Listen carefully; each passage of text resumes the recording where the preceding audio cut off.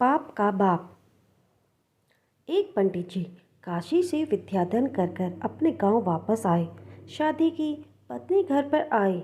एक दिन पत्नी ने पंडित जी से पूछा, आपने काशी में विद्याधन किया है, आप बड़े विद्वान हैं, यह बताइए कि पाप का बाप मूल कौन है। पंडित जी अपनी पोथी पत्रे पलटाते रहे, पर पत्नी के प्रश्न का उत्तर नहीं दे सके। उन्हें बड़ी शर्मिंदगी महसूस हुई कि हमने इतनी विद्या ग्रहण की, पर आज पत्नी के सामने लज्जित होना पड़ा। वे पुनः काशी विद्याधन के लिए चल दिए। मार्ग में वे एक घर के बाहर विश्राम के लिए रुक गए। वह घर एक वेश्या का था। वेश्या ने पंडित जी से पूछा, कहाँ जा रहे हैं महाराज। पंडित जी ने वेश्या को बताया कि मेरी स्त्री ने पूछा है कि बाप का बाप कौन है, इसी प्रश्न का उत्तर खोजने काशी जा रहा हूँ। वेश्या ने कहा, आप वहाँ क्यों जाते हैं, इस प्रश्न का उत्तर तो मैं आपको यहीं बता सकती हूँ।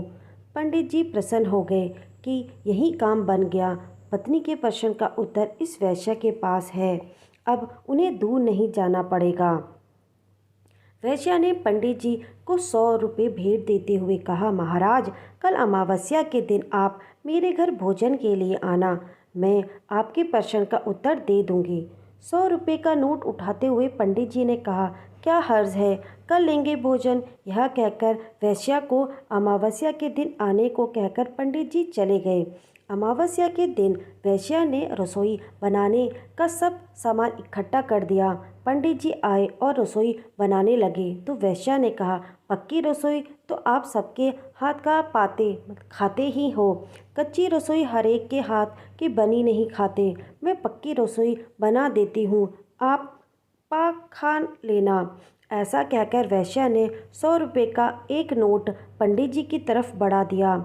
100 का नोट देखकर पंडित जी की आंखों में चमक आ गई। उन्होंने सोचा, पक्की रसोई हम दूसरों के हाथ की खा ही लेते हैं, तो यहाँ भी पक्की रसोई खाने में कोई हर्ज नहीं है। वेश्या ने पक्की रसोई बनाकर पंडित जी को खाना परोस दिया। तभी वेश्या ने एक और 100 का नोट पंडित के आगे रख दिया और हाथ जोड़कर विनती करते हुए बोली, महाराज, जब आप मेरे हाथ की बनी रसोई पा रहे हैं तो मैं अपने हाथ से आपको ग्रास दे दूं तो आपको कोई ऐतराज़ तो नहीं है, क्योंकि हाथ तो वही हैं जिन्होंने रसोई बनाई है। पंडित जी की आंखों के सामने 100 का करारा नोट नाच रहा था। वे बोले, सही कहा आपने, हाथ तो वे ही वही हैं। पंडित जी वेश्या के हाथ से भोजन का ग्रास लेने को तैयार हो गए। पंडित जी ने वेश्या के हाथ से ग्रास लेने के लिए जैसे ही मुंह खोला, वेश्या ने एक करारा थप्पड़ पंडित जी के गाल पर जड़ दिया और बोली, खबरदार, जो मेरे घर का अन्न खाया, मैं आपका धर्मभ्रष्ट नहीं करना चाहती। अभी तक आपको ज्ञान नहीं हुआ, यह सब नाटक तो मैंने आपके प्रश्न का उत्तर देने के लिए किया था। जैसे जैसे मैं आपको 100 का नोट देती गई, अब लोग मैं पढ़ते गए और पाप करने के लिए तैयार हो गए। इस कहानी से सिद्ध होता है कि पाप का बाप लोभ तृष्ण ही है। मनुष्य अधिक धन संग्रह के लोभ में पाप की कमाई करने से भी नहीं चूकता। इसलिए शास्त्रों में अधिक धन संग्रह को विष या मद कहा गया है। पहले कनक का अर्थ धतूरा है, जिसे खाने से बुद्धि भ्रमित होती है, किंतु दूसरे कनक का अर्थ सोना धन है, जिसे देखने से ही बुद्धि भ्रमित हो जाती है। कामना या तृष्णा का कोई अंत नहीं है।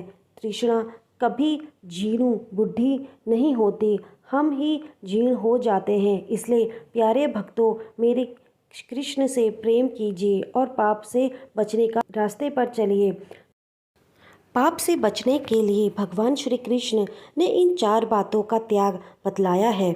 जो प्राप्त नहीं है उसकी कामना, जो प्राप्त है उसकी ममता, निर्वाह की चिंता और मैं ऐसा हूँ यानी अहंकार। इन 4 बातों का त्याग कर मनुष्य पाप से दूर रहकर सच्ची शांति प्राप्त कर सकता है। धन्यवाद।